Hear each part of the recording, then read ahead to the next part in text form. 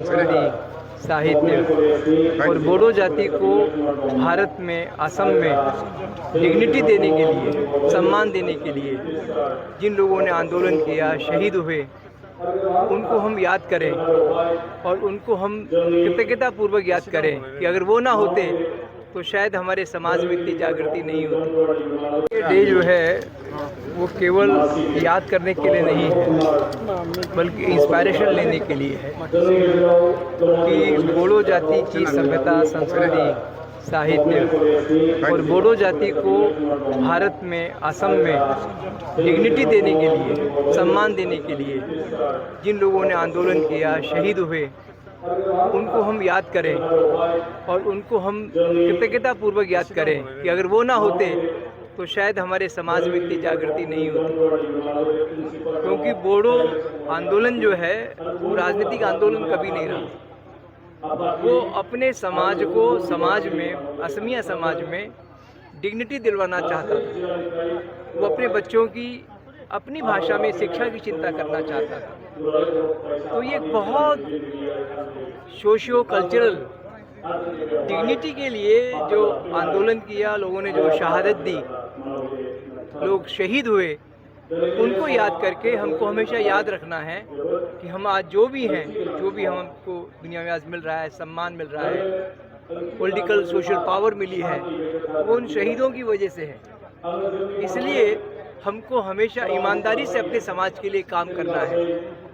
हम जान नहीं दे रहे, अब शहादत देने की ज़रूरत नहीं है, मगर ईमानदारी से अपने समाज को आगे ले जाने की ज़रूरत है।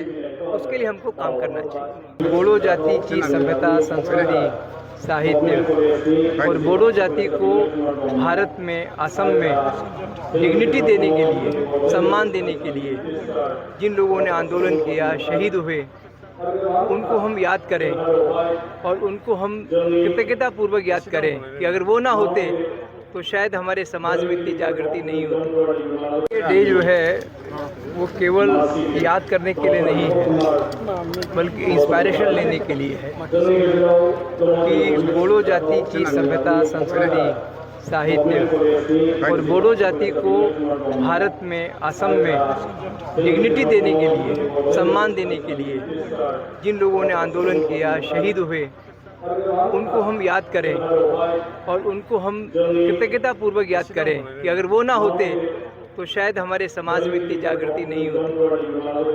क्योंकि बोडो आंदोलन जो है वो राजनीतिक आंदोलन कभी नहीं रहा। वो अपने समाज को, समाज में, असमिया समाज में डिग्निटी दिलवाना चाहता था। वो अपने बच्चों की अपनी भाषा में शिक्षा की चिंता करना चाहता था।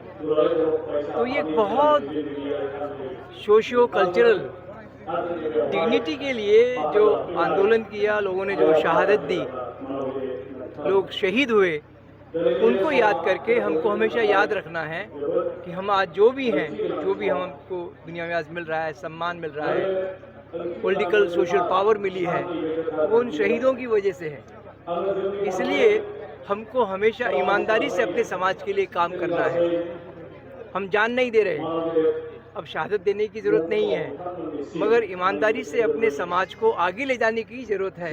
उसके लिए हमको काम करना चाहिए। बोडो जाति की सभ्यता, संस्कृति, साहित्य और बोडो जाति को भारत में, असम में डिग्निटी देने के लिए, सम्मान देने के लिए जिन लोगों ने आंदोलन किया, शहीद हुए, उनको हम याद करें और उनको हम कृतज्ञतापूर्वक याद करें कि अगर वो ना होते तो शायद हमारे समाज में इतनी जागृति नहीं होती। ये डे जो है वो केवल याद करने के लिए नहीं है, बल्कि इंस्पायरेशन लेने के लिए है कि बोडो जाति की सभ्यता, संस्कृति, साहित्य और बोडो जाति को भारत में, असम में डिग्निटी देने के लिए, सम्मान देने के लिए जिन लोगों ने आंदोलन किया, शहीद हुए, उनको हम याद करें और उनको हम कृतज्ञतापूर्वक याद करें कि अगर वो ना होते तो शायद हमारे समाज में इतनी जागृति नहीं होती।